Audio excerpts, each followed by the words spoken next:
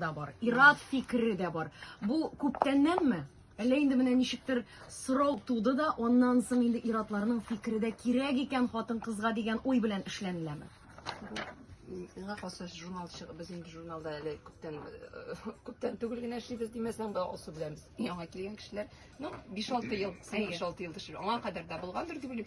Чөнки хатын-кыз янында бит ират басып тора. Һәрбер хатын-кыз, мин һәрвакыт әйтәм, һәрбер хатын-кыз янында ират булырга тиеш дип әйме. Без шулар дип яшибез, ират без дип яшибез, иратлар дип яшибез. Шуңа күрә иратның фикре булмау мөмкин дөрес түгел, мөмкин эш түгел. Шуңа безгә хәтта әйтәләр, сездә бик күп иратлар чыга башлады дип әйме. Чөнки хатын-кызлар Моны хатын-кызлар әйтәме? Хатын-кызлар да иратлар да әйтә. Әмма хатын-кызның ул бит инде кызыксыну объекты, ират. Нигә әле аның фикерен белмәскә? Ул уңышка ирешкән иратлар турында нигә безгә язмаска? Аның хатыны белән мөнәсәбәтләре, ниндер көнкүрешләргә мөнәсәбәтләре ул бик кызык. Мин үзем шәхсән менә иратлар турында язганнарны аеруча кызыксынып укыйм. Менә сез безне белергә тырышкан күп, без дә сезне белергә тырышабыз.